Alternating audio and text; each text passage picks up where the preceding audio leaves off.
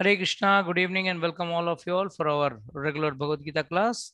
So already we are in the 16th chapter discussing verse number 7 और हम लोग ने दो सेशंस में हमने सिर्फ वर्स नंबर 7 डिस्कस किया है जिसमें कुछ असुरों के गुण वर्णित हैं। आगे हम लोग और असुरों के गुण पढ़ने वाले हैं। सो रिकैप तो हमारा ठीक है, बट ये असुरी प्रभाव का होता कैसे, इन द सेंस मेरा पूछने का सवाल पूछने का मतलब ये है कि how does one gets the propensity to become a demon. जब सब जगह बोला गया है कि भाई सुबह उठ के नहाओ, तो वो क्या बोलता है? नहीं, मैं नहीं करूंगा। गलत चीज मत खाओ, नहीं वही खाऊंगा। हाँ, गलत चीज मत पियो, मैं वही पीऊंगा। सो क्यों? How is able to do it जब सारे दुनिया को रूल बताया गया है? जैसे आज जनरली दुनिया में है ना, लोग कुछ लोग हैं जो सिग्नल, रेड सिग्नल तोड़ के जाएंगे ही, चाहे कितना भी चालान क्यों ना कटे, बाय डिफॉल्ट। ये उनके अंदर का मैन्युफैक्चरिंग डिफेक्ट है। ऐसे 2 घंटा बैठ के दोस्त के साथ गपशप करेंगे, बट जब इधर से निकलना हो तो वो सिग्नल तोड़ के निकलेगा और उसमें उनको बड़ा आनंद मिलता है। अरे क्या, हमसे बड़ा धुरंधर है ही क्या? इस दुनिया में कोई है हमसे बड़ा धुरंधर जो सिग्नल तोड़ के न निकल पाए? मैं देखो कितना शान से निकलता हूँ। और अगर चालान कट भी गया तो क्या, हर चल दे, ठीक है, इसमें क्या कौन सी बड़ी बात है? उसमें भी अपना ग्रेटनेस बताएंगे। So what does this actually happen? भगवान कहते हैं ना, आचार्यगण कहते हैं, भगवत गीता में कहा गया है और आचार्यगण बहुत अच्छी तरह से इसको एक्सप्लेन करते हैं कि अगर कोई बच्चा स्कूल जाता हो, सॉरी कॉलेज जाता हो, उसके अंदर क्या दिया गया है? एक छूट दी गई है, एक फ्री विल दिया गया है। और कैसा फ्री विल? जैसे कॉलेज में लेक्चर बंक करते हैं ना, निकर करते हो कि नहीं आप? कभी कभार, ठीक है, don't worry on recording, so don't worry, बोलना थोड़ा थोड़ा। सो जितने भी कॉलेज जाने वाले बच्चे हैं तो थोड़ा बहुत तो कॉलेज बंक करते हैं, और बंक करके पिक्चर देखने में जो आनंद आता है ना, बड़ा निर्मल आनंद। तो क्या बात कर रहे हैं, कॉलेज बंक करके पिक्चर देखना, कॉलेज बंक करके होटल में जाके बढ़िया दोस्तों के साथ खाना खाना, पता है रूल के अगेंस्ट है, बट वो रूल्स के अगेंस्ट करने में जो आनंद मिलता है ना, कहीं नहीं मिलता। Don't worry, you are also asur. So the point is, God has given us free will. मगर कोई बच्चा अगर साल भर क्लास बंक करते रहे, कॉलेज बंक करते रहे, तो क्या उस बच्चे को एंड में कॉलेज अलाउ करेगा एग्जाम, फाइनल एग्जाम में बैठने के लिए? थोड़ा बहुत, ठीक। That is why 75-80% is the minimum attendance, right? Below that you can not sit in the, you can qualify for the exams. और हम लोग के टाइम पे तो ज्यादा था, ज्यादा इन द सेंस हम लोग साइंस वाले स्टूडेंट्स थे, तो थियरी एंड प्रैक्टिकल दोनों हुआ करता था। थियरी आपने बंक किया और प्रैक्टिकल क्लास में हाजिर हो गए, फिर तो आपकी शामत है।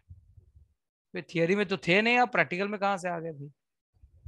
और अगर 2-4 प्रैक्टिकल ज्यादा बंक कर लो ना, तो फाइनल एग्जाम में जो लड़का सबसे ज्यादा बंक करता है उसकी तो हालत खराब होती है। कोई प्रोफेसर हेल्प नहीं करेगा, कोई मदद नहीं करेगा। एम आई राइट और रॉन्ग? अरे सब कोई दूध से धुले हुए नहीं बैठे हैं यहाँ पे, बोलिए हाँ या ना। सब थोड़े थोड़े, यस प्रभु जी। सब सही पवित्र बात। पापी है ना, थोड़े थोड़े पवित्र पापी है ना यहाँ पे। Don't worry, even I have bunked some lectures in my college days, so don't worry about that. But I'm just giving an example, सिर्फ एक एग्जाम्पल दे रहा हूँ यहाँ पे कि जिस तरह इस भौतिक दुनिया में भी अगर कोई रूल्स का उल्लंघन थोड़ा करे तो एक बार उसको माफी मिल जाती है, ठीक है। प्रोफेसर एक वार्निंग देता है, आपको बोलता है नहीं नेक्स्ट टाइम से भी अटेंटिव, क्लास में आ जाओ, टाइम पे आ जाओ, और ऐसा बंकिंग अलाउड नहीं है, सब बोलते हैं। बट अति हो गया तो वो भी हमसे रूठ जाते हैं और एग्जाम में बैठने नहीं देते हैं, और बैठने दिया तो भी एग्जाम में हेल्प नहीं करते हैं और कोशिश करते हैं इसको कैसे फेल करें इस बच्चे को, या कम से कम उसको पास करने में मदद जरूर नहीं करेगा कोई प्रोफेसर। उसी तरह है, अगर हम भौतिक दुनिया में जो रूल्स एंड रेगुलेशंस, जो कायदे कानून लगे हुए हैं, उसको अगर हम तोड़ने की कोशिश करें, थोड़ी थोड़ी थोड़ी करके, रोज नहीं, रोज थोड़ा सा शराब पी लेता हूँ, रोज तो नहीं पीता हूँ, सिर्फ शनिवार रविवार पीता हूँ, नहीं चलेगा, एंड में जाके फेल हो जाओगे। यहाँ हम लोग क्या कहते हैं सबको कि भाई भगवत धाम जाना है तो आपको रूल्स एंड रेगुलेशंस फॉलो करना होगा। और जिस तरह कॉलेज में आपको एक कॉलेज में या कोई भी क्लासेस में एक फ्री विल दिया जाता है, कुछ आप छुट्टियां ले सकते हो या कुछ छुट्टियां आप लोगे तो भी कुछ बोलते नहीं है, उसी तरह है भगवान ने हमको थोड़ा सीमित फ्री विल दिया है, उसको यूज करना है सही ढंग में या गलत ढंग में, ये अपने ऊपर है। It is left for us to decide whether we want to do it correctly or not correctly. तो इसका how do you understand that? Free will दिया है, जैसे आज कोई माता जी बोले प्रभु जी मैं 2 राउंड चैंट करती हूँ या मैं 4 राउंड चैंट करती हूँ, भाई आपको फ्री विल है, कोई जबरदस्ती तो है नहीं कि भाई आपको 16 माला जपना ही है, 25 माला जपना है, कोई कंपल्शन है नहीं। पर हम क्या बोलते हैं, चलो थोड़ा तो उसका उसमें बढ़ोतरी करो, 2 राउंड से 4 राउंड तो करो, थोड़ा तो जस्टिफाई करो, पूरा फ्री विल का फायदा मत उठाना। याद रखना, कृष्ण के साथ आप टेढ़े चलोगे ना, वो कौन है? त्रिभंगी है। What is the meaning of tribhangi? 3 times टेढ़ा। You see Krishna standing in 1 leg, ऐसे बांसुरी लेके टेढ़े मेढ़े खड़े रहते हैं। तो याद रखना, आप अगर थोड़ा करोगे ना तो कृष्ण भी बोलेगा अरे वाह। आप जितना टेढ़ा बनोगे ना उससे 3 गुना टेढ़ा कृष्ण है। तो टेढ़े के साथ टेढ़ा मत रहना, टेढ़े के साथ आप थोड़ा टेढ़ागिरी करोगे ना, वो ज्यादा टेढ़ागिरी करेगा आपसे। So it's better that you don't break the free will, जितना हो सके सीमा में रहना। आपको एक फ्री विल, हिंदी में क्या बोलेंगे फ्री विल को माता जी, हिंदी में क्या बोलेंगे? व्हाट वुड यू से फॉर फ्री विल? छूट दी हुई है, छूट दी हुई, हाँ। जैसे कॉलेज में एक छूट दी हुई है ना, एक आध कॉलेज महीने में 1-2 लेक्चर आप बंक कर लो, चल जाता है, ठीक है, कोई कुछ नहीं बोलता है। मगर उस छूट का गलत उपयोग करोगे, 1 महीना ही कॉलेज नहीं जाओगे और रोज घर से निकल जाओगे और कॉलेज के नाम पे कहीं होटल में या कहीं पिक्चर हॉल में या कहीं ऐसे इसमें जाके टहलोगे, तो क्या होगा? फेल ही होना है ना। तो आप उस एग्जाम में कैसे पास होगे? हमारे क्लास में एक लड़का था, रोज स्कूल से निकल जाता था, I am talking of school की बात, काफी बड़ा रिपीटर था, मतलब काफी साल फेल हो चुका था। और एक बार हमको पता चला यार ये घर क्लास में आता ही नहीं, स्कूल में आता ही नहीं, और रोज घर से निकल जाता था। घर से मम्मी बराबर डब्बा वब्बा पैक करके देती थी। I am talking of 9th standard 10th standard की बात बता रहा हूँ। रोज उसको पढ़ाई करने का मन ही नहीं था, तो सीधा बाहर जाता था, एक पार्क में जाके बैठ जाता था। मम्मी इतना पैसे भी नहीं देते थे कि जाके रोज पिक्चर देखे, तो एक पार्क में बैठ जाता था, कुछ खेलता था क्रिकेट, और वहीं माँ का दिया हुआ टिफिन जो डब्बा पैक किया वहीं खोल के खाता था, और बराबर स्कूल छूटने का टाइम जो होता था उस टाइम पे घर पे पहुंच जाता था। माँ सोचती थी ये लड़का स्कूल जा रहा है। He misused his free will. SSC भी क्लियर नहीं किया उस लड़के ने। कहना मैं क्या चाहता हूं कि आपके अंदर भी वो छूट दी गई है कि भाई आप 2 माला करो ना करो, माला नहीं करोगे तो भी भोजन तो मिल रहा है ना सब। किसी को भोजन रोका है भगवान ने? नहीं रोका। मगर क्या रोकेंगे? भैया ऊपर का टिकट नहीं मिलेगा, यहीं पे रहना है, रहो यहीं पे दुखालय में 3 डिग्री 2 डिग्री में मस्त अपने आप को सेकते रहना, और गर्मियों में झुलसते रहना, है ना। सो फ्री विल है आपके सबके पास, सबको छूट दी गई है कि आप जितना चाहो उतना भक्ति करो, कोई थोड़ा कोई ज्यादा कोई ज्यादा, चॉइस आपके ऊपर है, बट कैसे करना है that is left you. So free will, छूट का इस्तेमाल जरूर करना, मगर दुर दुर क्या वुड यू से, मिसयूज, व्हाट यू से फॉर हिंदी मिसयूज? दुरुपयोग। दुरुपयोग, दुरुपयोग मत करना आप उसका। दुरुपयोग करोगे तो बहुत भारी पड़ेगा। भारी क्या, एंड में बस जाके यहीं पे इसी धरती पे रहना है। और इस धरती पे कौन सबसे ज्यादा मिलते हैं आपको? असुर। Let's go to the next verse and read what does next verse say. Verse number chapter number 16 verse number 8 ना Mata ji? Yes, Mataji. Prabhuji, yes. 16.8. 16.8 right, एक minute.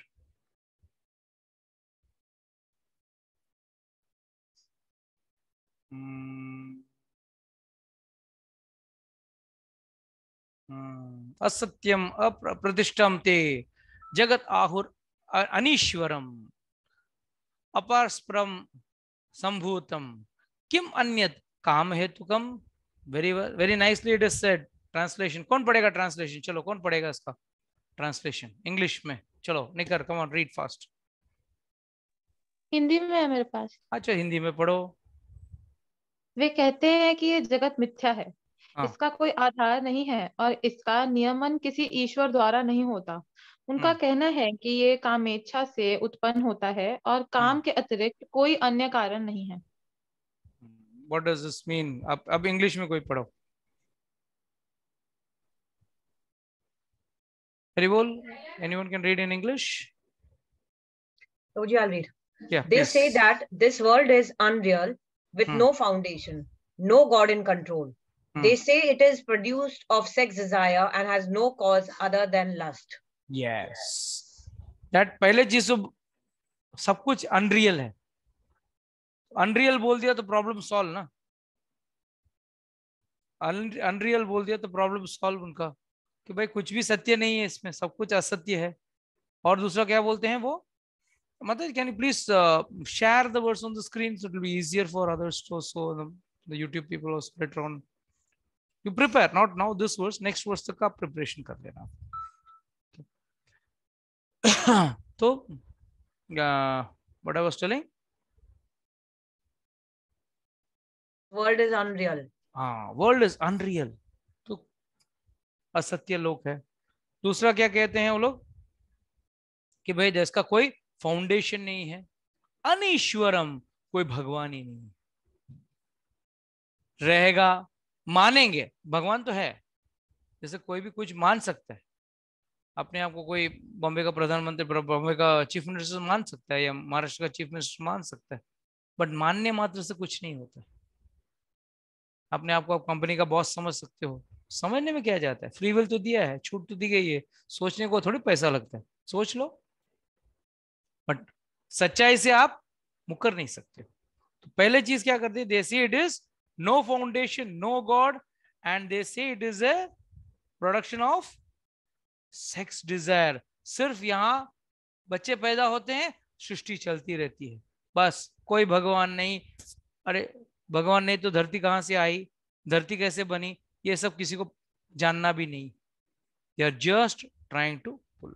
So this is a common thinking of, कई बार लोग आके बोलते हैं मैं भगवान भगवान को नहीं मानता हूँ, नास्तिक हूँ। वो नास्तिक नहीं, वो सबसे बड़ा राक्षस है, असुर है।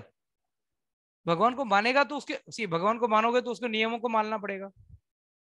और नियमों को न मानने का बहाना क्या होता है? भगवान को ही नहीं मानते तो नियमों को मानने का झंझट ही नहीं है। Are you able to get what I'm trying to say? This is a very important point which generally many people come and say, but we don't believe in God. But whether you believe or not, God is existing. आपके मानने ना मानने से कुछ चीज बदलने वाली है क्या? कोई आके बोलेगा नहीं नहीं मैं मानता हूं मोदी जी देश का प्राइम मिनिस्टर नहीं है, मैं इस देश का प्राइम मिनिस्टर हूं, मान ले भाई। मानने से सच्चाई तो नहीं बदलने वाली। या इस देश में कोई प्राइम मिनिस्टर नहीं, बस चल रही है ऐसी सरकार, ऐसी ही चल रही है, मान ले। उसको क्या बोलते हैं? गधा, बेवकूफ।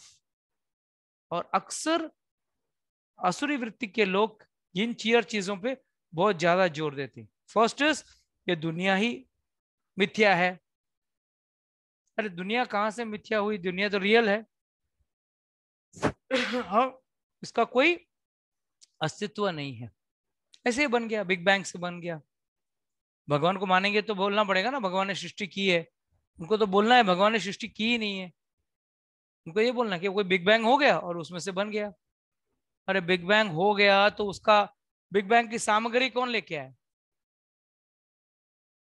अरे यहाँ पे एक बिल्डिंग बांधना हो तो 10 ट्रक का ईटा मंगाना पड़ता है, मट्टी मंगाना पड़ता है, रेती मंगाओ, सीमेंट मंगाओ, ट्रक भर भर के मंगाना पड़ता है एक बिल्डिंग बांधने के लिए।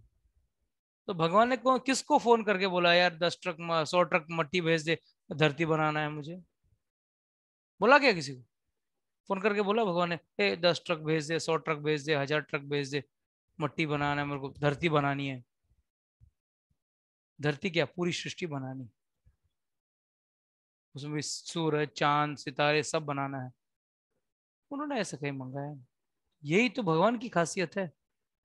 वह लोग क्या कहते हैं, भगवान को ना मानना है इसके लिए क्या बोल देना है, बस एक बिग बैंग हुआ। अरे बिग बैंग होने के लिए भी जो चीज से बिग बैंग हुई वो चीज कहां से आई?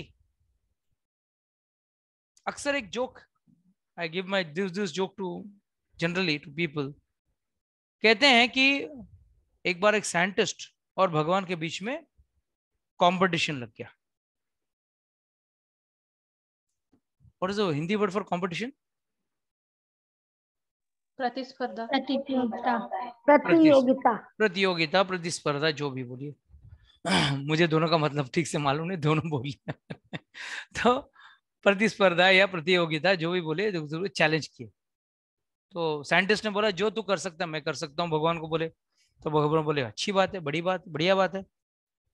तो एक काम करते हैं, दोनों कुछ ना कुछ करते हैं, उससे तय होगा कि कौन जीतता है कौन हारता है। ठीक है, पहले साइंटिस्ट ने बोला भगवान पहले आप ट्राई करो, बाद में मैं करता हूँ, आपका चांस पहला, आप तो हारना निश्चित है इसके लिए मैं बोल रहा हूँ आप करो। Said fine. इमीडिएटली भगवान ने थोड़ा मट्टी लिया, थोड़ा पानी लिया, थोड़ा वायु लिया, थोड़ा अग्नि लिया, इसे सब मिक्स करके फटक से एक जीव को तैयार किया। तो मनुष्य बोला, साइंटिस्ट बोला इसमें कौन सी बड़ी बात, मैं भी कर सकता हूँ। अच्छा ठीक है, उसने भी थोड़ा कुछ साइंस में से कोई सेल वेल लिया, इंसान का गर्भ से एक सेल लिया और इससे सेल लिया। तो भगवान ने बोला रुक रुक रुक रुक रुक, तुझे जो भी करना है कर, पर पहला अपना सामग्री लेके आ। क्या बोला? अपनी सामग्री लेके आ। ये तो तू मेरी सामग्री से कुछ बना के थोड़ी अपना आपको साइंटिस्ट बोल सकता है। सामग्री किसकी है, तेरी है कि मेरी है? If I am using some chemicals to make something, what does this mean? इसका मतलब क्या है? क्या मेरी सामग्री है वो? किसकी सामग्री है?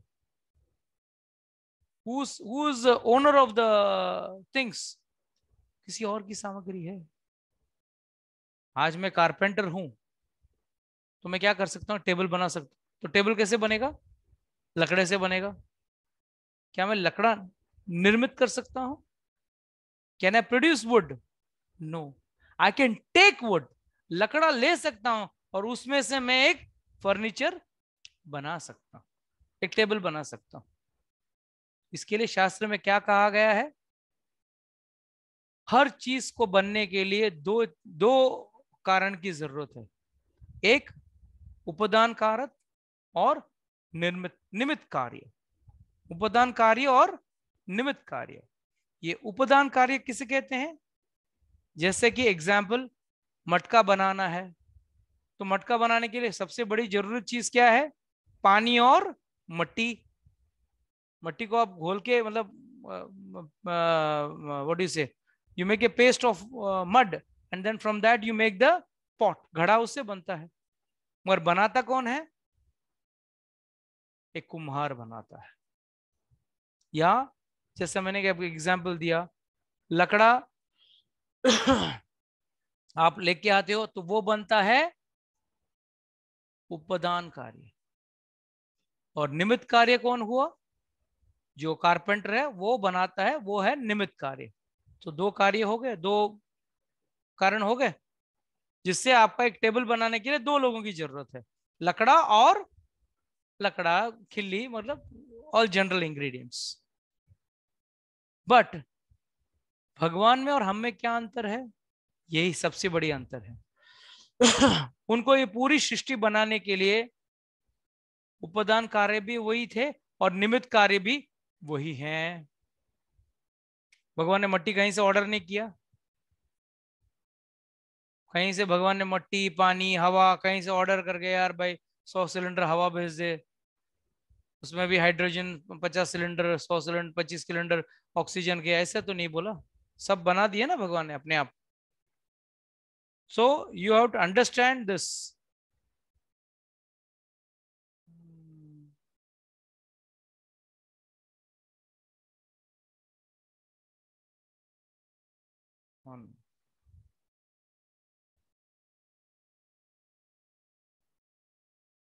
सो प्लीज अंडरस्टैंड दिस, भगवान बहुत उपादान कार्य भी है और निमित्त कार्य भी है। बस इसके विपरीत मनुष्य सिर्फ निमित्त कार्य बन सकता है। उपादान कार्य के लिए कहीं ना कहीं ही has to depend on God. से कोई बिल्डिंग बना लिया तो ईटा ये सब कहां से आता है? भगवान के स्रोत से आता है। So this is what is the first difference you have to understand. What is the second difference? Lord is saying there is no foundation, no God. भगवान ही नहीं है, झंझट ही नहीं। असुर असुर ये सोचता है कि भगवान नहीं है। And it is a production of sex desire and no other cause other than lust. सिर्फ मनुष्य बच्चे पैदा करता है, उससे दूसरी पीढ़ी आती है, उससे तीसरी पीढ़ी, उससे चौथी पीढ़ी, बस काम और भोग का वजह से ये सृष्टि चल रही है।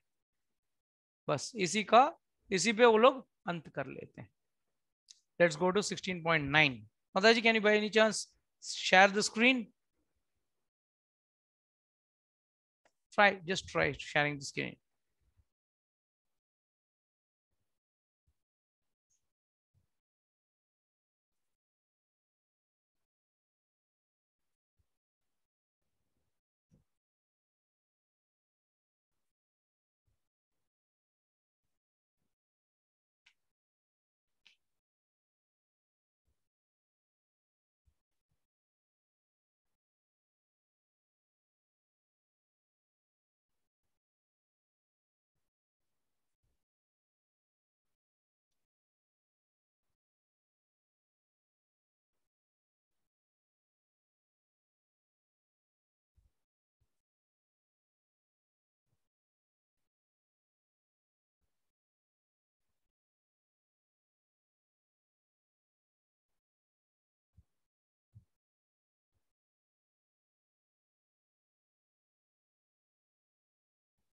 Why are you going to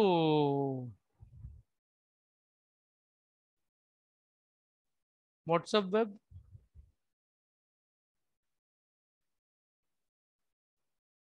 I'll just read it out from you.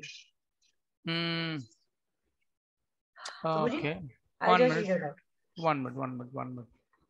Let me try from my end also, because I'm not good at computers. So let's see. It's verse number 16.9. 16.9. Okay. Now let me I'll have to share make you the screen. host first. No, make me the host. Hoga nahi. I can't make you the host because recording is on.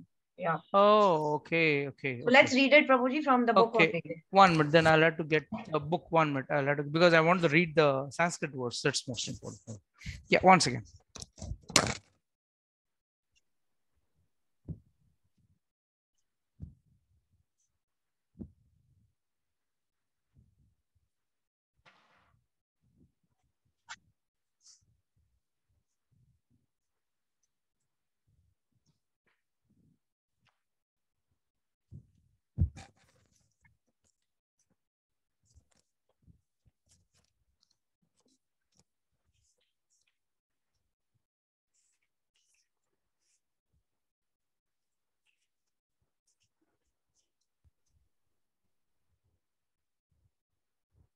Yes, 16.9.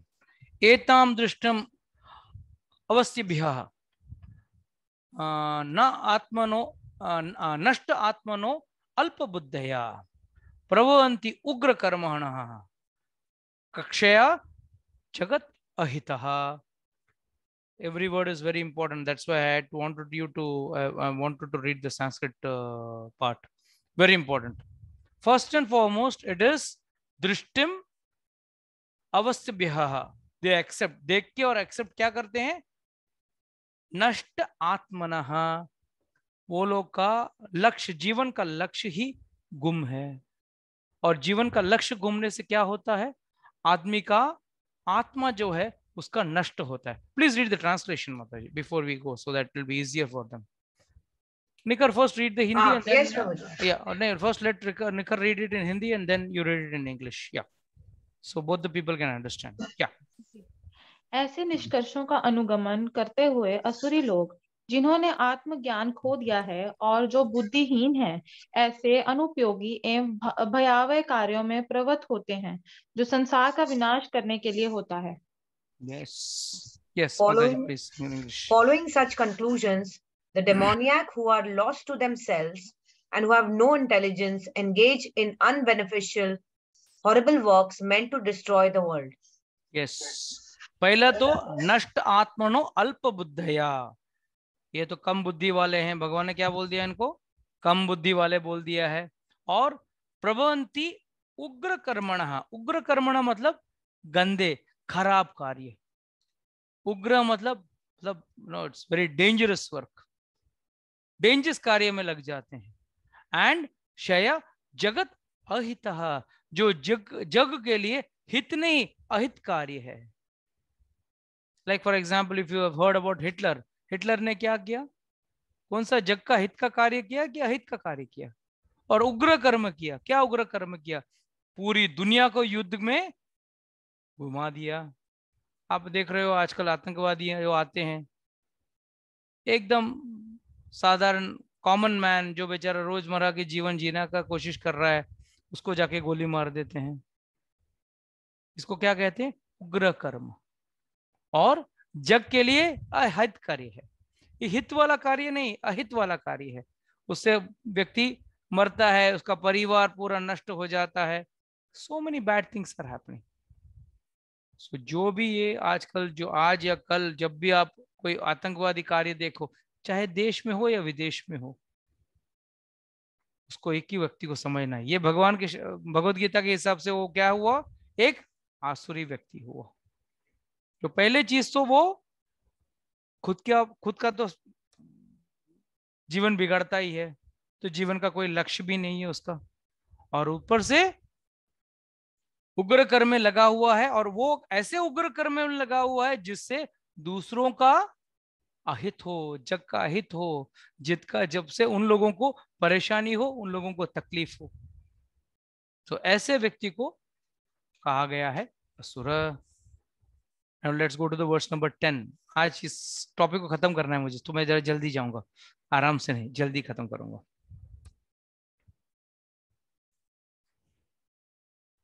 कामाम आश्रित दुष्पुरम दंभ मान मदान्वितम मोहाद गृहीत्वाद Graham plough अंते असुचि व्रतः. Very important. इसमें भी कुछ words हैं जो अपने को समझना है. इन चीजों को पहचान, एक्चुअली ये चीज को पढ़ने की क्या जरूरत है? मेन पढ़ने का वजह यही है कि हमको अगर आइडेंटिफाई तो करें कि ये असुरी गुण हमारे अंदर तो नहीं है, और है तो निकाल सकते हो. और अगर किसी और व्यक्ति में ऐसे बुरे गुण दिखें तो इससे जरा दूर ही रहना चाहिए ऐसे लोगों के साथ. Yeah, Nikhar, read the Hindi translation first. कभी ना संतुष्ट होने वाले, काम का आश्रय लेकर तथा गर्व के मद एवं मिथ्या प्रतिष्ठा में डूबे हुए आसुरी लोग हम इस तरह मोहग्रस्त होकर सदैव क्षण भंगुर वस्तुओं के द्वारा अपवित्र कर्म का व्रत लिए रहते हैं. Very good. Yeah. Taking shelter of insatiable lust and absorbed in the conceit of pride and false prestige, the demoniac, thus illusioned, are always sworn to unclean work, attracted by the impermanent. एक तो गंदे कार्य करते ही हैं, और कैसे गंदे कार्य करते हैं? अच्छा, ऐसा कार्य नहीं जिससे कुछ फायदा हो, नुकसान हो रहा है, और वो भी परमानेंट काम नहीं है, एकदम लोएस्ट। और उसका कारण पीछे क्या है? 3 चीज लिखा गया है, दंभ, मान, मद। ये 3 चीज की वजह से। व्हाट डज द दंभ मीन? प्राइड। बड़े गर्व से रहते हैं भाई लोग, जो आतंकवादी आते हैं वो बड़ा गर्व रहता है, उन्होंने क्या बढ़िया, आज 100 लोगों को मार दिया, आज 10 लोगों को मार दिया, कैसे कमजोर बच्चों को मार दिया, कमजोर औरतों को मार दिया, सोते हुए सोल्जर्स को मार दिया, बस उसमें हम लोग को बड़ा घमंड लगता है। और दंभ के बाद मान, फॉल्स प्रेस्टीज। उनके अंदर भी आपस में भी कंपटीशन होती है, लेकिन तूने 10 को मारा, मैंने 20 को मारा, तो उसमें भी मान होती है उनके अंदर कि भाई कंपटीशन होती है। सॉल्व प्रेस्टीज एंड मदान्वितम, and they are absorbed in conceit, मद। उसमें भी मद है उनको कि भाई मेरे जैसा कोई कर ही नहीं सकते। एंड मोहात, मोह में है, जो असली कार्य नहीं कर रहा है, भगवान का कार्य नहीं कर रहा है, वो मोह में है, मोहात। एंड लास्ट में, नॉट लास्ट में, असुचि ग्रस्त, हमेशा असुचि ग्रस्त, मतलब सूची मतलब दे आर अनक्लीन वर्क। सूची मतलब शौच कहते हैं। शौच किसको कहते हैं? क्लेनलीनेस को कहते हैं। गंदे कार्य या बुरे कार्य में ही लगे हुए रहते हैं, ये असुर की पहचान है। Now we will go to verse number 11 and 12, 16 chapter 11 and 12. चिंतम अप्रेयम च प्रलयंतम उपश्रितः काम उपभोगे परम एतावत् इति निश्चयत्। आशा पाश सतेर्बद्धः काम क्रोध प्रलयनः इति कर्म भोगरथम इहन्ते कर्म भोगरथम अन्यायन अर्थ संचय। Very very very very very powerful words है ये सब। आपको दिन रात आपको ऐसे लोग दिखते रहेंगे और आपने उनको तो बड़े लोग समझे। अरे बड़ा, अगर आपके शहर में आ जाऊं मैं, हाँ निखर माता जी आपके अमृतसर में आ जाऊं और पूछूं माता जी आपके शहर का कोई बड़ा व्यक्ति बताओ, तो आप किस व्यक्ति का मुझे बताओगे? कोई पॉलिटिशियन, मतलब जिसके पास पैसा हो, जिसने ज्यादा पैसा हो, मटेरियल वेल्थ कमाई है, मटेरियल वेल्थ ज्यादा हो, 10-12 बंगले हो, 10-15 गाड़ियां हो, बड़ी वो भी बड़ी बड़ी, और सब कुछ हाई फंडा हो। बट एक्चुअली अगर आप देखने जाओ ना, महान व्यक्ति तो वो है जिसके पास शास्त्र का ज्ञान है। ये मोहग्रस्त में आकर हम लोग ऐसे व्यक्ति को ही महान समझते हैं। और ऐसे लोग कैसे लोग होते हैं, ये यहाँ पे पढ़ना, इसको पढ़िए आप, इसको हिंदी से ट्रांसलेशन पढ़ो। उनका विश्वास है कि इंद्रियों की तुष्टि ही मानव सभ्यता की मूल आवश्यकता है। इस प्रकार मरण काल तक उनको अपार चिंता होती रहती है। वे लाखों इच्छाओं के जाल में बंद कर तथा काम और क्रोध में लीन होकर इंद्रिय तृप्ति के लिए अवैध ढंग से धन संग्रह करते हैं। दिखता है ना, दिन रात हमको ऐसे लोग दिखते हैं ना, अवैध तरीके से संग्रह करते हैं। किसके लिए? काम, अपनी कामनाएं पूरी करने के लिए, और हमेशा क्रोध और काम और क्रोध के बीच में लटके रहते हैं। Please read the English translation माता जी। Yeah.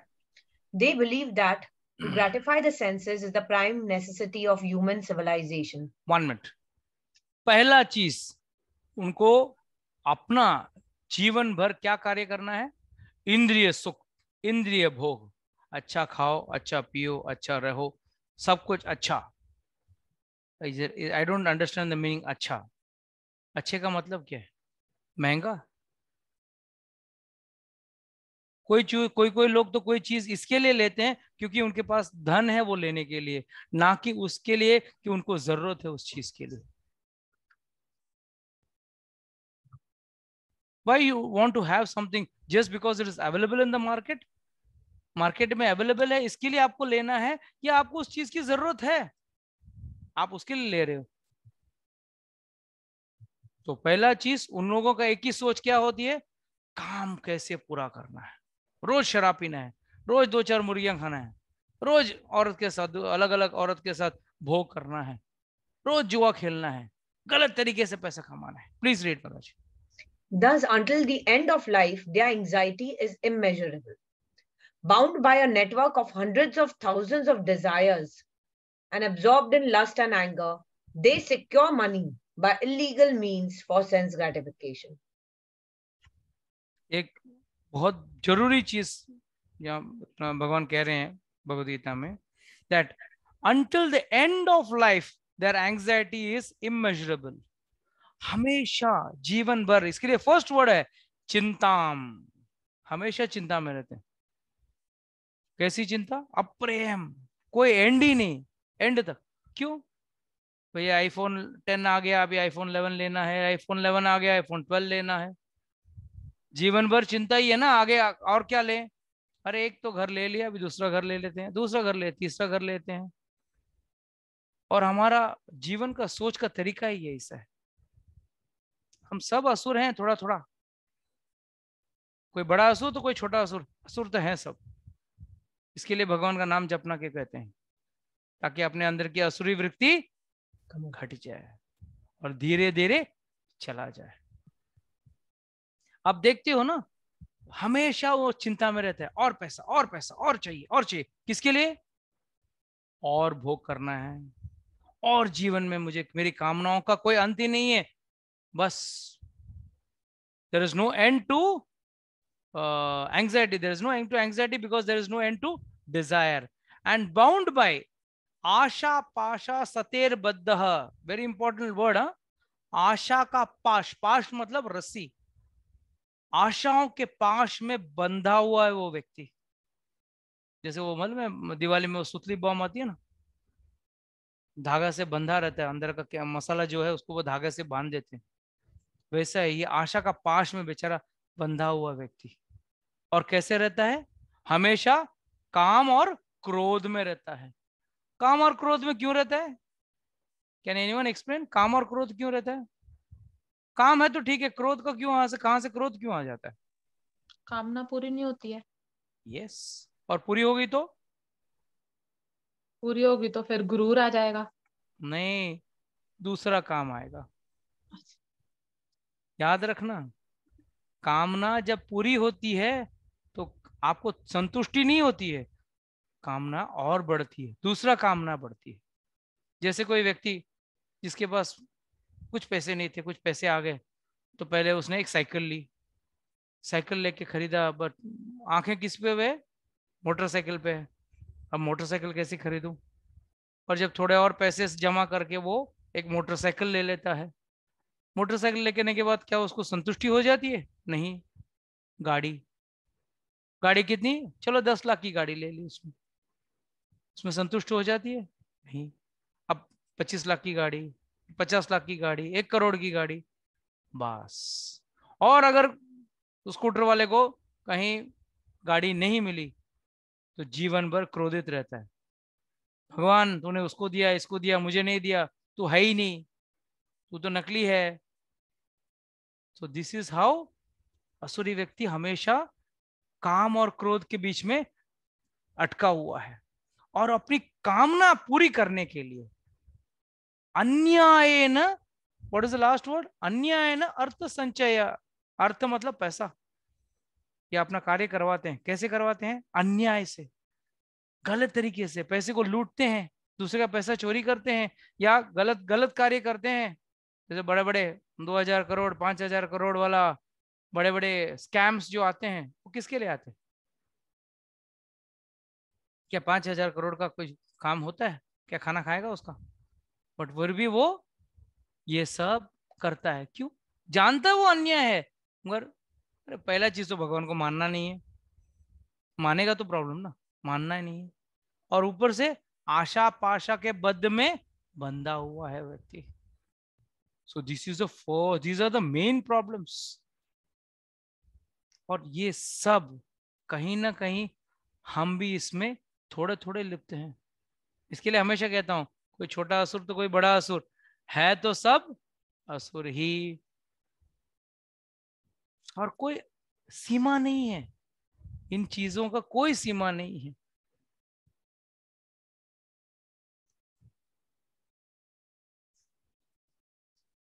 कर्म भोग अर्थम, कर्म भोगने के लिए आदमी गलत तरीके से पैसा उठाता है। कई लोगों का पैसा लगे कोई भाग जाता है। कई बार हम सुनते हैं, अरे भाई उसने तो इतने पैसे उधार लिए मार्केट से, क्यों? बस उसको गाड़ी खरीदनी थी।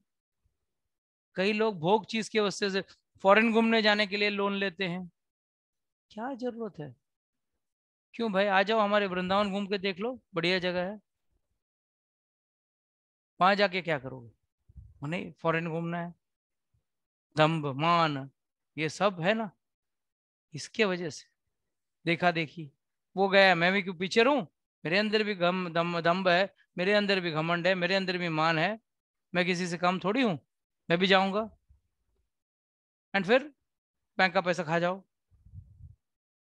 ये सब आसुरी वृत्ति है। Now let's go to the next verse number 13, 14 and 15। 3 श्लोक है। इदम आद्यम मया लब्ध्वा इमं पश्यत प्राप्यस्य मनोरथम इदम अदिष्टम अपि मे भविष्यति पुनर्धनम आसो मया हर्ता शत्रु हनस्य च अपरे अपि ईश्वरो अहम अहम भोगी सिद्धो अहम बलवान सुखी आद्यो भजस्वमान अस्मि को अन्यो अस्ति सदृशो मया वक्षे दास्यमयी मोदस्य इति अज्ञान विमोहितः। See, these are very important, very important words. एक तो अच्छा, lead the translation. Where is Nikhar? See, okay, read the English translation. I think there's a network issue with the demoniac person thinks, so much wealth do I have today, and I will gain more according to my schemes. So much is mine now, and it will increase in the future, more and more. He is my enemy, and I have killed him, and my other enemies will also be killed. I am the Lord of everything. I am the enjoyer. I am perfect, powerful, and happy. I am the richest man, surrounded by aristocratic relatives. There is none so powerful and happy as I am. I shall perform sacrifices. I shall give some charity, and thus I shall rejoice. In this way, such persons are deluded by ignorance. बहुत बहुत powerful words है ये। बहुत सारी चीजें हैं, ये आपको इसमें समझना है। एक तो चीज, the demonic person thinks that I have so much of wealth, मेरे पास इतना पैसा है।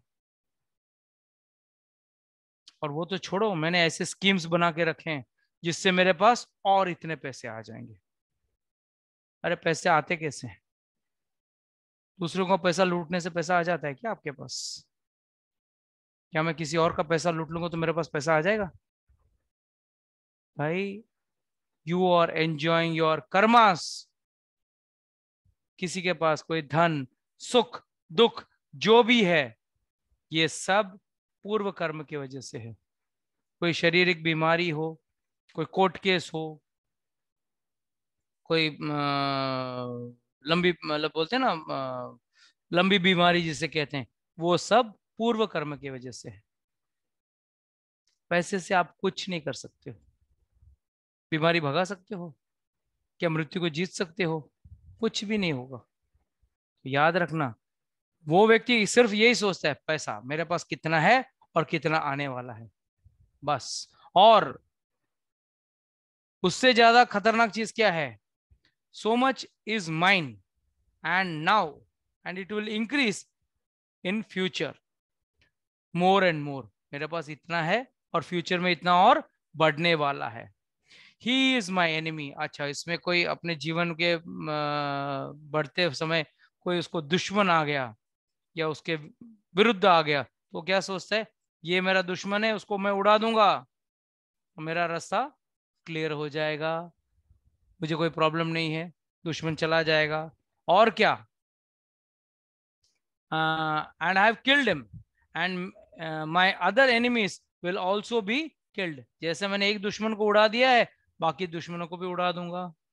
हम देखते हैं ना, कई लोग जीवन में सफलता पाने के लिए अपने प्रतिस्पर्धी या अपने कॉम्पिटिटर को उड़ा देते हैं। तो ये सब आसुरी लोग हैं। और you read the second verse, very important. ईश्वरो अहम, मैं हूं भगवान। अहम भोगी, मैं भोगी हूं, मैं सब चीज भोगना है मुझे। फॉरेन घूमने मुझे जाना है, वो परस्त्री को मुझे भोगना है, उस अच्छे भोजन को मुझे भोगना है। मैं भोगी हूं, किसी को कुछ नहीं देना है, मैं खुद खाऊंगा, मैं खुद उसको लूंगा। और हम ईश्वर, मैं ईश्वर हूं, मुझसे कोई ऊपर नहीं है। तू क्या मुझे समझाएगा बे? मैं भगवान हूं, मैं सबसे ज्यादा ज्ञानी हूं। तो अहम ईश्वरो, सॉरी ईश्वरो अहम, अहम भोगी, सिद्धो अहम, मेरा सिद्धि हो, मेरे को परफेक्ट मालूम है क्या नहीं है, क्या नहीं, क्या है क्या नहीं है। Just check if someone is asking for permission, waiting for host permission. हाँ, ईश्वर हो अहम भोगी, सिद्धो अहम, बलवत सुखी, मैं बलवान हूं। रास्ते में आया उसको उड़ा दिया मैं, तो मैं बलवान हूं और सबसे सुखी मैं ही हूं इस दुनिया में। मुझसे ज्यादा कोई सुखी हो ही नहीं सकता है। I am the most powerful enjoying person. And last, I am the enjoyer, I am perfect, I am powerful and happy. I am the richest man surrounded by aristocratic relatives. कहते हैं ना, बड़ा व्यक्ति जब हो जाता है तो उसके आगे पीछे घर वाले भी घूमने लगते हैं, रिश्तेदार भी घूमने लगते हैं। हालांकि उनका कोई प्यार नहीं है उस व्यक्ति के साथ, बट अरे बड़ा आदमी है भाई, साथ में सेल्फी लेंगे, फोटो लेंगे, बोलेंगे है ना, वो चाचा है ना हमारे, वो ऐसे हैं, वो मामा जी हमारे ऐसे हैं। और वो व्यक्ति भी क्या सोच रहा है, अरे वाह, वाकई में बड़ा आदमी है। And last but not the least, the most important thing, he is thinking, I am the richest, I am surrounded by aristocratic relatives, there is none so powerful and happy as I am। मुझसे कोई सुखी या मुझसे कोई ताकतवर इंसान नहीं है। सब अपने आप को सोच रहा है, वो है नहीं, वो अपने आप को सोच लेता है। और सबसे last but knows the important, I shall perform some sacrifice, I shall give some donations, कोई दान भी दे दूंगा। और दान भी देता किसके लिए? उसको लगता है उसमें भी अपना बड़प्पन है। कई लोग देते हैं, सोचते हैं दान देते हैं, और कई लोग तो उसको ऊपर है, दान ही नहीं देते हैं।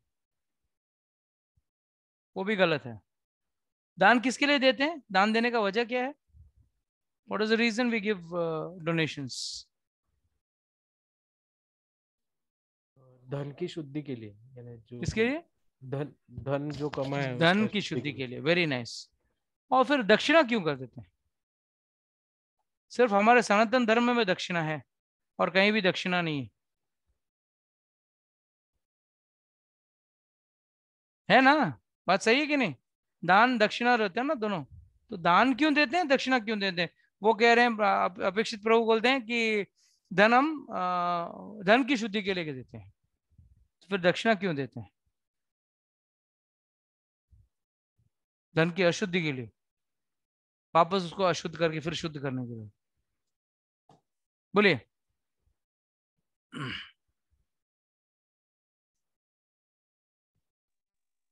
आई बोलिए थिंक बोलिए। एक बार शायद आपने बोला है, लेकिन मुझे याद नहीं है वो। हाँ।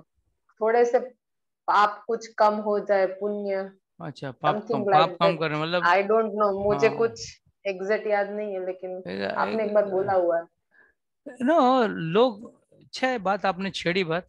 कई लोग का अंदर ये सोच रहता है, बाबा जी के पास लेके जाएंगे बच्चे को, और बच्चे के सिर के ऊपर से एक 20 का नोट घुमाएंगे और निकाल के बाबा जी को दे देंगे। तो क्या मतलब क्या है? बाबा जी को 20 रुपए में पूरा बच्चे का सारे पनौती उसको दे दिया। ये पाप पुण्य है ये, दिस इज नॉट, दान दक्षिणा उसके लिए नहीं होता है। ये मत सोचना कि आपके दान से मंदिर चलता है या उस बाबा का घर चलता है। इस एक बहुत गलत सोच है कई लोगों के अंदर। कई बार हम लोग देखते हैं बच्चे के ऊपर ऐसा घुमा के दान पेटी में डाल देंगे, तो क्या आप क्या सब उसकी सब गलत चीजें सब उठा के आप बच्चे के गले में डालेंगे, भगवान भगवान के गले गले में डाल देंगे? उसकी पूरी गलत चीजें, मतलब उसके जितने भी पाप है, 100 रुपए में आपके पाप कट जाएंगे, 500 रुपए में, 1000 रुपए में, लाख रुपए में आपके पाप कट जाएंगे क्या? Yes Riddhi Mata ji, what do you think? Lakh रुपए देने से आपके सारे पाप कट जाएंगे? नहीं होता है, वही वही इसीलिए तो बोल बट रही हूँ करते हैं कि ना, बट क्यों कर है रहे हैं ना वो लोग। मुझे नहीं पता है। हाँ हाँ क्या बोले माता जी? वही मैं बोल रही हूँ कि मुझे एग्जैक्ट आपने एक हम्म, बार एक्सप्लेन किया है, याद नहीं आ रहा है, लेकिन समथिंग मेरे माइंड में ऐसे रह गया है। या तो काफी लोग नाम के लिए करते हैं, दान दे हाँ, के नाम, वो तो मोड ऑफ पैशन में बोलते बाकी हैं। नहीं। रजोगुण, हाँ वही रजोगुण व्यक्ति नाम देता है, इसके लिए पंखे के ऊपर वही। ही वो अपना नाम लिखवाता है, और बोलता है, पंखा चालू मत करना, नाम दिखना चाहिए, है ना? पंखा चालू करेगा नाम दिखेगा नहीं ना, तो पंखा मत चालू करना, नाम दिखना चाहिए। या कुर्सी देगा तो कुर्सी पे भी नाम लिखा रहेगा पीछे। अरे दिया तो दिया, बताने की क्या जरूरत है? ये तो रजोगुणी दान हुई। तमोगुणी दान भी होती है ना, जैसे एक शराबी टुन होके शराब होटल से बाहर निकला, भिखारी ने 10 रुपये मांगे। अरे तू क्या 10 रुपया मांग रहा है, ये ले, एक क्वार्टर बॉटल देता हूँ तेरे को, दारू का बॉटल देता हूँ, जा बैठ के पी, तुझे भी पता चले कैसे रईस से पाला पड़ा है तेरा। तो वो भी दान समझता है, और वो भिखारी भी खुश हो जाता है, अरे वाह क्या सेठ मिला है यार, 10 का नोट की जगह पे पूरा बॉटल दे दिया। मगर क्या वो दान है? ये तमोगुण का वाला दान है। रजोगुण वाला दान नाम प्रतिष्ठा, पूरा एक आदमी दान दिया, बोला गुप्त दान है, गुप्त दान, मेरे को गुप्त दान देना है। अच्छा, तो चेक दिया उसने संस्थान को, और संस्थान ने अपना क्या बोलते हैं मंच पे सबको बिठाया। उसने बोला देखो, इतना बोल देना कि गुप्त दान है, बट आप ऐसे बोल देना जो गुप्त दान किए वो व्यक्ति मंच पे बैठा है। ठीक है, अनाउंसमेंट किया कि भाई जिसने गुप्त दान किया वो मंच में बैठा है। थोड़ी देर बोला, बोला एक ऐसा बोलना कि मेरा नाम मत लेना, वो जो संचालक बीच में बैठे हैं ना, उनके दाएं तरफ जो बैठे हैं ना, उन्होंने गुप्त दान किया। मैंने नाम नहीं लिया, गुप्त दान है।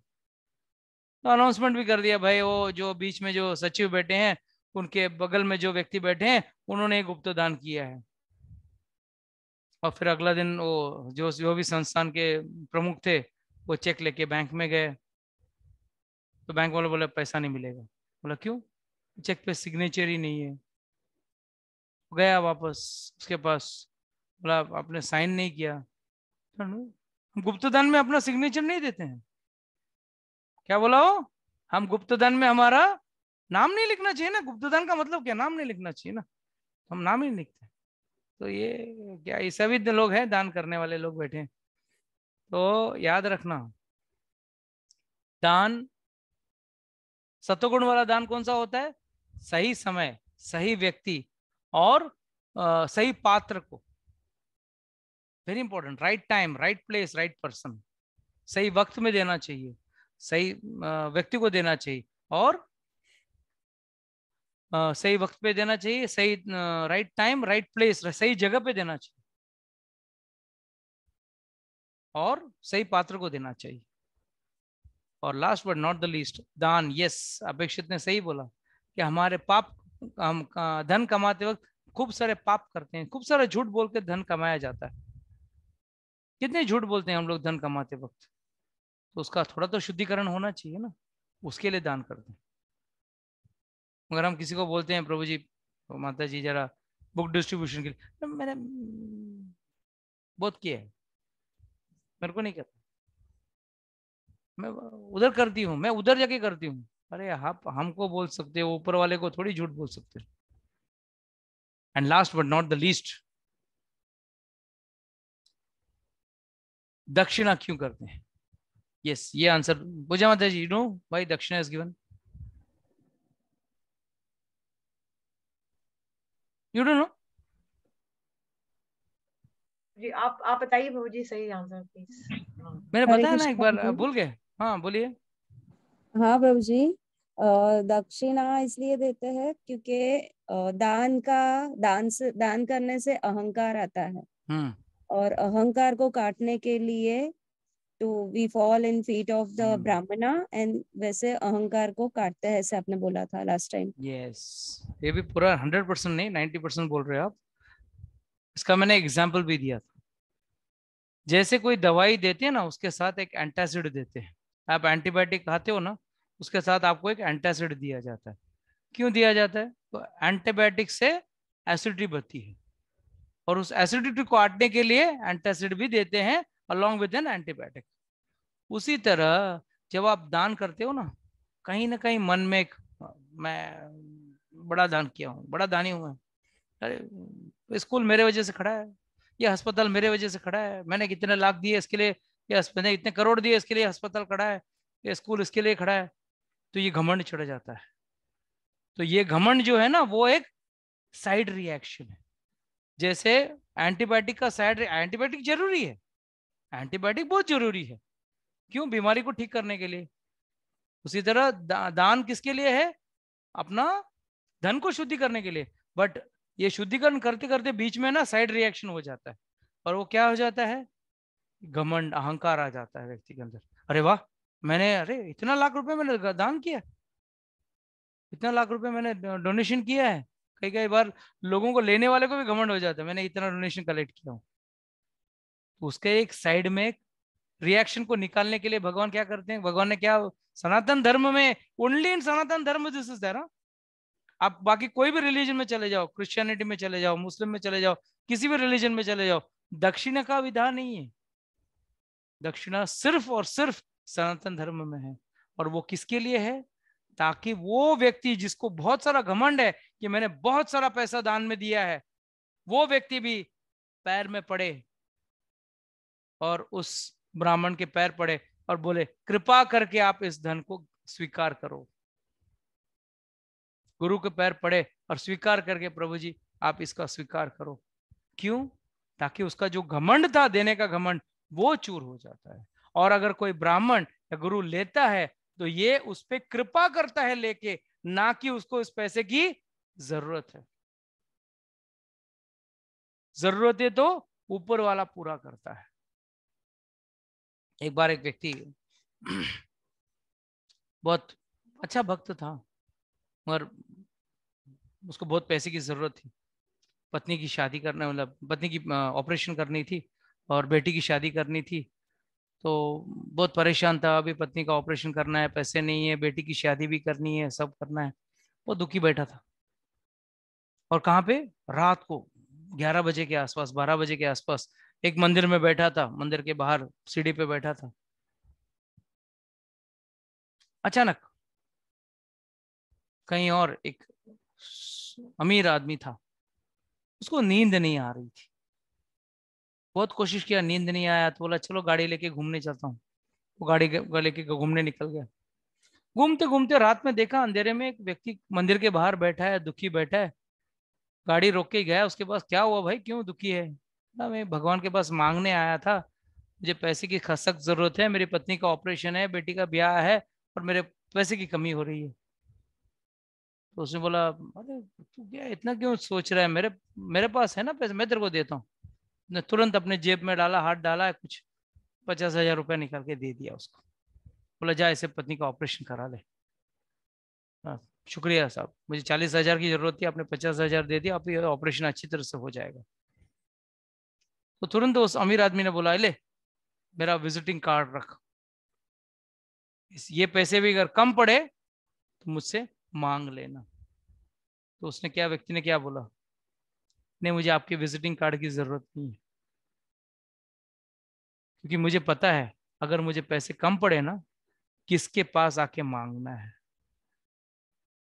Whom should I come and ask? क्योंकि उस भगवान ने ही आपका नींद उड़ा के आपको यहाँ लेके आया है। ये तो व्यक्ति सोता था ना, अचानक उस दिन उस व्यक्ति को उस दिन नींद नहीं आया, और उसको मन भी किया चलो गाड़ी लेके बाहर निकलूं, और उसने मंदिर के बाहर देखा उस व्यक्ति को और उसको उसने पैसे दिए। तो मुझे पता है अगर मुझे कुछ चीज की जरूरत है, मुझे किसी व्यक्ति के पास जाने की जरूरत नहीं है, वो भगवान जो है वो मुझे उस व्यक्ति को, किसी और व्यक्ति को मेरे पास लेके आएगा या उसी व्यक्ति को मेरे पास लेके आएगा। So what do we learn from this? हम कई बार किसी व्यक्ति के नीचे झुक जाते हैं। अरे आप बड़े दानी सेठ हो, आप बड़े कुछ देते हो, बस आपका ही सेवक हूं मैं। जरूरत है तो मांगो उस ऊपर वाले के पास, क्योंकि कोई भी धनी व्यक्ति सीमा में दे सकता है, मगर वो जो है ना सीमा के परे दे सकता है। He can give more than what you require, and a rich man will give you less than what you require, or rather less than what he can give. Right? No? If Apekshit, if someone comes to you and tells you, give me 10 lakh rupees. Let's say you are having 10 lakh rupees with you. Will you give all your 10 lakh rupees? No. Right or not? बोलो, पूरा 10 लाख दे दोगे? नहीं दोगे। मतलब है ही मेरे पास 10 लाख, मैं तुमको 2 लाख दे सकता हूँ ज्यादा से ज्यादा। 8 तो अपने पास रखोगे ना, अपनी बीमारी के लिए संभाल के रखोगे ना। तो उसी तरह हर व्यक्ति है जो लिमिट में देगा, मगर भगवान जो है ना, वो उसके लिए कहावत है ना, ऊपर वाला जब भी देता देता छप्पर फाड़ के। तो मांगना है तो उनसे मांगो, दक्षिणा इसके लिए होती है। मगर एक आसुरी व्यक्ति क्या सोचता है, मैं दक्षिणा देके अपने पाप भी धुलवा लूंगा।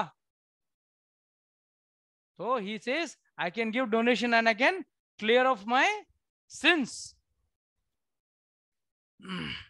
यक्षसे दास्यमि मोदिस्यः, एंड देन इति अज्ञान विमोहितः। इस तरह से वो अज्ञान से विमोहित है। मोह मतलब कंफ्यूजन, विमोह मतलब विशिष्ट रूपेण मोह, कंप्लीट कंफ्यूजन। कंप्लीट कंफ्यूजन पे रहता है ऐसा व्यक्ति। ये है आसुरी व्यक्ति का पहचान। और एक दो वर्ष लेके खत्म कर दें आज। So verse number 16. Okay, let's read the translation. Thus perplexed by various anxiety and bound in a network of illusion, they become so strongly attached to sense gratification, they fall down to hell. ये last verse है, इससे ज्यादा नहीं लूंगा, don't worry. अनेक चित्त विभर्तहन मोह जल संवृतः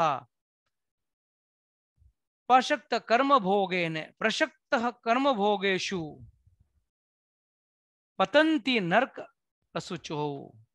पतंती एंड में क्या जाता है वो व्यक्ति कहाँ गया के गिरता है, नरक में गिरता है। पतंतु नरकशो।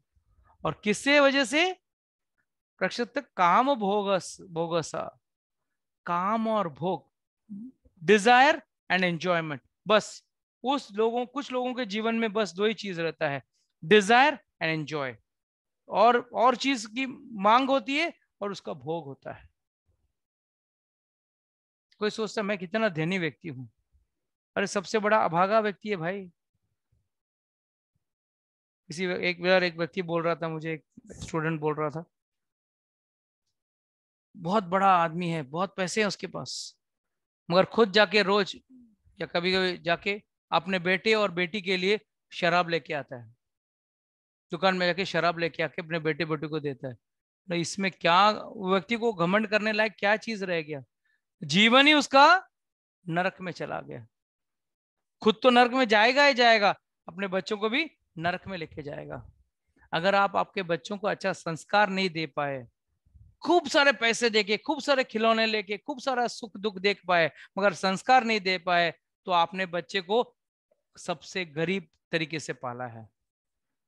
और अगर कोई करीब माँ बाप है, उसने बच्चे को खूब सारा संस्कार दिया है और खेलने के लिए शायद खिलौना भी न दिया हो, मगर उसको अच्छे संस्कार दिए, तो ये अच्छी बात है। आजकल के दुनिया में क्या हो रहा है, उल्टा हो रहा है। दुनिया क्या कर रही है, देखा देखी। अरे आपका बच्चा कहाँ गया घूमने के लिए, आपका बच्चा कहाँ गया वेकेशन के लिए, मैं भी हमारे बेटे को उससे बेहतर जगह पे भेजूंगा या लेके जाऊंगा। अच्छी बात है, प्यार हर माँ बाप को करना चाहिए बच्चे के साथ, कोई गलत बात नहीं, और साथ में संस्कार भी तो दो। वो एक चीज है संस्कार जो है जो अंत तक रहेगा। और ऊपर से एक सबसे बड़ी बात, उसको नरक में जाने से बचाएगा। नहीं तो अगर आपने बच्चे को संस्कार नहीं दिए तो क्या है, पतांती पतांती नरके, नरक में जाके पतन होगा, व्यक्ति का इतना पतन होगा, नरक में जाएगा। और नरक में जाने के बाद क्या कहानी खत्म हो जाती है?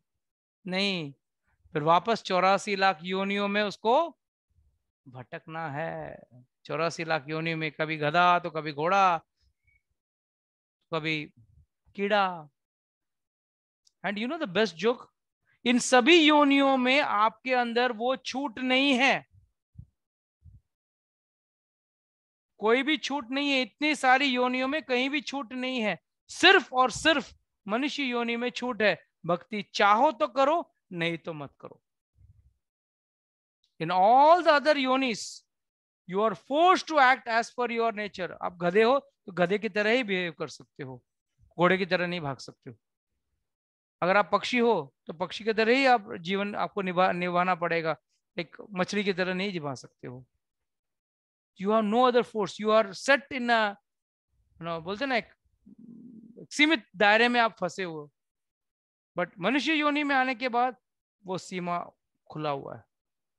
या तो आप काम और भोग में आप लिप्त रह सकते हो, या जन्म मृत्यु के चक्कर से निकलने के लिए आप भक्ति करके जन्म मृत्यु के चक्कर से निकलने का तरीका ढूंढ सकते हो।